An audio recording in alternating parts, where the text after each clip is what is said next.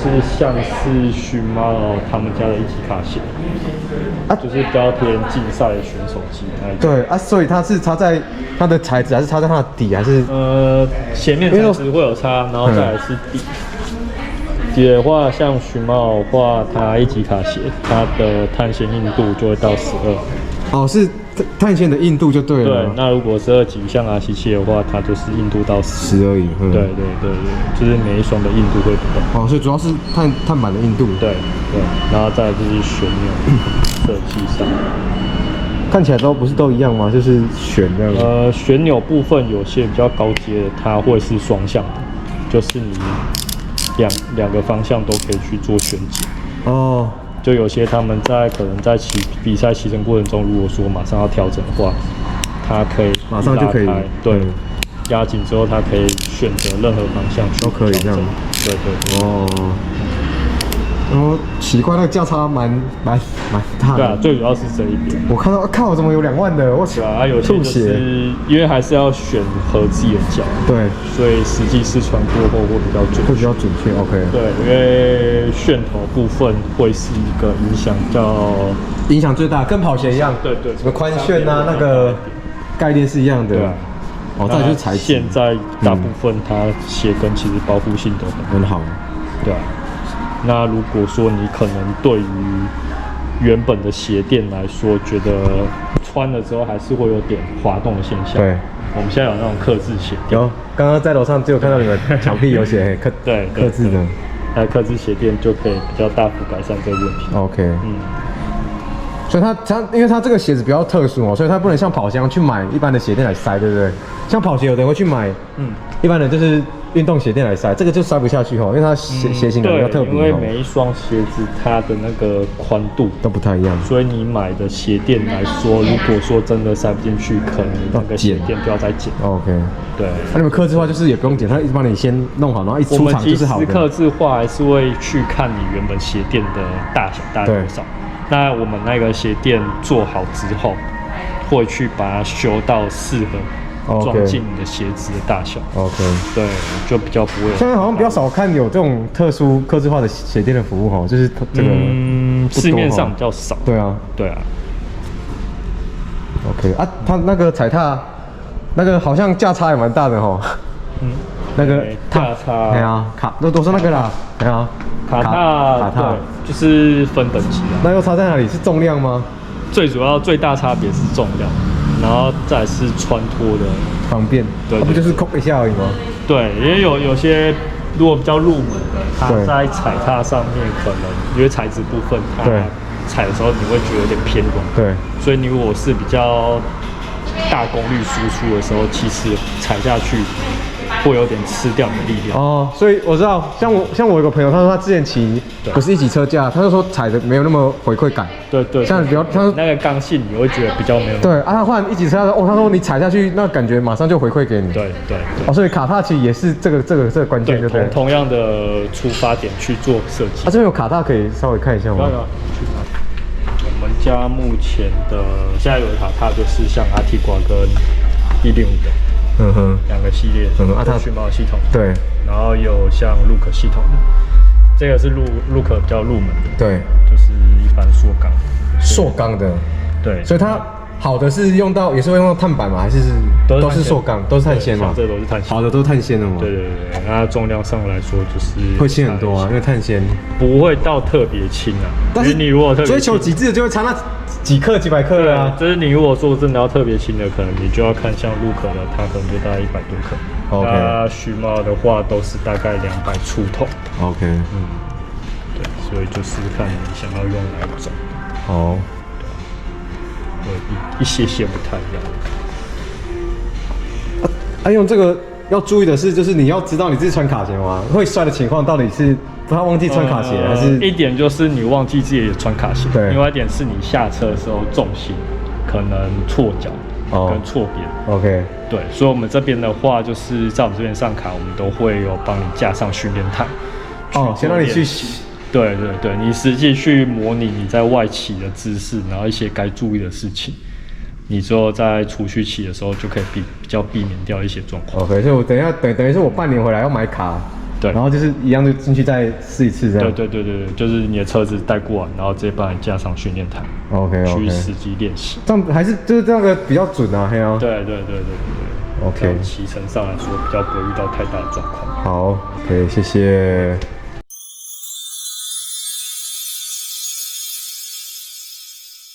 我稍微研究一下，840跟140就差在那个萤幕跟那个续航力，对不对？你说840跟1040，对。某些功能上来说会比较新一点。OK， 所以840比1040还新，比较厚，比较新出的。OK， 对，然后840有分太阳能板跟全配版。对，这两个。我的车，我上次有打电话问过他，不用全配版，因为它就有功率计，还跟那个我自己有巡力带哦，所以它不用踏频，对不对？所以我应该是这一款比较适合我。差在速度感应器而已。速度感应器。感应器。它用 GPS 抓就可以了，对不对 ？GPS 也可以啊。OK。对，只是说 GPS 有时候会被可能天气影响，对，或者是说你有一些遮蔽物就干扰到，或者是你在隧道里面，对，它可能在就是记录方面可能就有差准确。OK。对，因为有时候可能轨迹有点飘掉而已。如果在家踩训练台，就是要有这个你刚讲那个速度的那个感应器，对不对？对。训练台它本来就有可以记。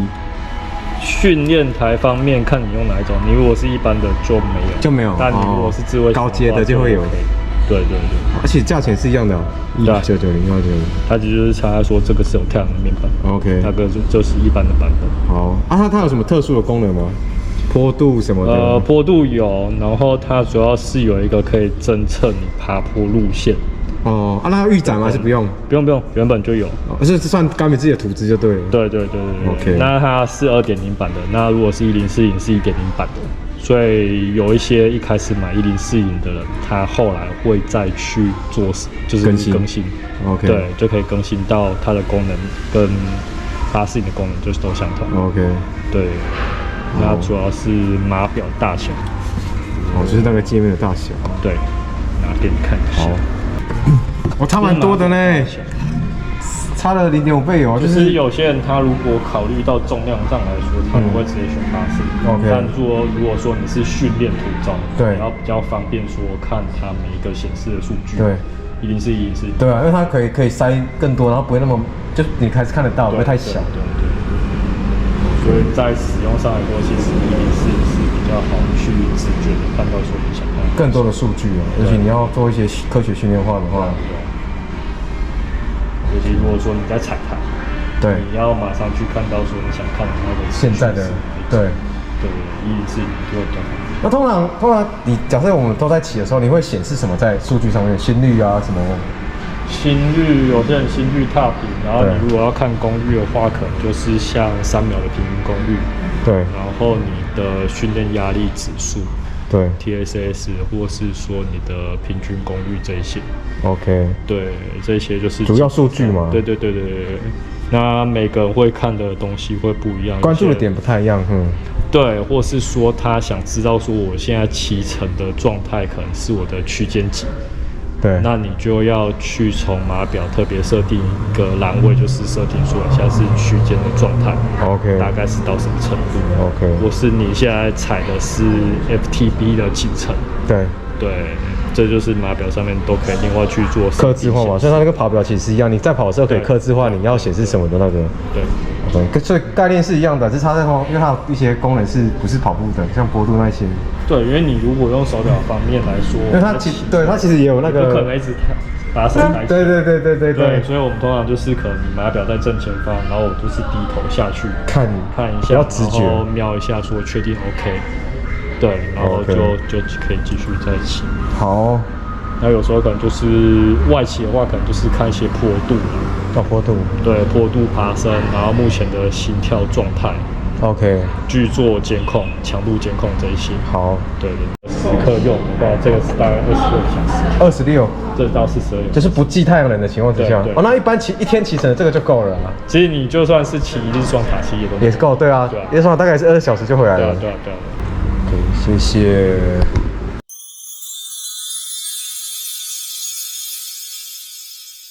如果你爬坡的时候正在用力踩的时候去变档，对，你会听到很大的链条摇过的声音，那个其实都蛮伤链条。哦，所以也是不建议边上坡的时候边踩边变档。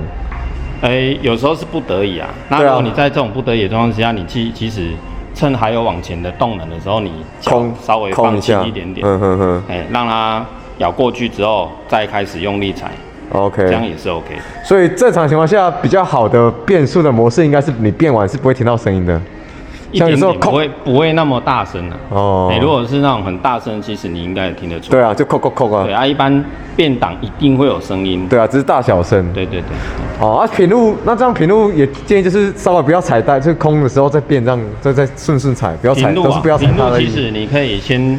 比如说我们在停红绿灯的时候，我们先把后面变稍微轻一点。对。然后随着速度上来之后，再慢慢变重，这会是一个比较好的方式。对 ，OK。所以我的意思就是在踩的时候，也是尽量不要变，还是说它有那么脆弱说？不会。踩还是要变啊。踩还是要变。对啊，只是说是踩的时候变。那你当然有时候是急加速，你正在要急加速的时候，当下当然是你要变完之后再加速，而不是边加速边硬踩的时候，然后那同时去换挡，那个时候就会比较伤链条。但是像我昨天骑就加速很快，但是已经变转速很快，然后再变，这样就是也 OK 啊，也 OK 啊，因为你速度上来，一旦上来之后，你去变重的档位，其实那个负担反而比较小。OK， 通常是在你起步。动那个速度没起来，然后就硬变了。那个时候变的时候，压力会比较大。OK， 然后因为毕竟我们不是选手啦，对啊，而且我们在那个道路并没有管制或者是经过整理检查的状况之下，其实蛮危险的，会有沙子啊，或是一个小的坑洞，对，会有坑洞，会有青苔，你都不知道，所以下坡我们就尽量慢。那下坡的关键，那个刹车是我们要点刹吗？还是可以直接一直按着？也是要点刹吗？点刹比较好，对吗？对。所以我昨天有在试啊，到底点刹点刹你就蛮有感的，是我就是对，顿点蛮明显的，刹车应该是力道蛮够的。对，然后我都两边都一直点刹。对，压，然后一段时间速度慢下来之后再放。好，这样子也不用频率很高，压，然后放。OK， 放。所以它不会有那个它那碟刹应该不会有像什么。汽机车踩又过久会湿太热什么的，还是有可能，所以还是要放嘛。对，还是要放，还是有可能会因为碟刹虽然它可以散热比较快，没错，但是也不能从头到尾一直死压着。对啊，它是跟汽车那个碟刹是一样的原理嘛。对，都还是会有过热的问题。OK，对啊，所以然后有一些，就是我昨天真的去骑一趟之后，就是有一些细节，像变速啊、刹车这种细节，还是要问专业的说，到底。怎么样使用能用比较久比较安全？对啊，其实我们可以给你建议啊，但最主要还是你自己经过你的骑乘经验之后，你会慢慢了解你怎样的刹车方式会比较妥当。没错，像我一开始都没问到这些问题，因为没有骑，不知道会发生什么问题但骑会上就发现，上坡那变速就特别大声，啪啪啪。对啊，然后下坡，刹车这个到底怎么刹比较好？然后为什么它碟刹？没关系啊，就是你。断过几次链条，你也能学会。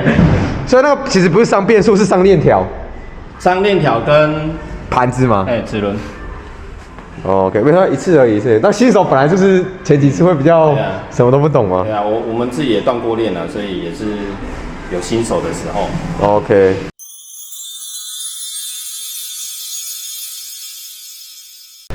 人家都传说是说要穿卡之后要摔个3次才不会摔，是真的吗？这个是一个都市传说。都市传说啦，不一定会发生啦。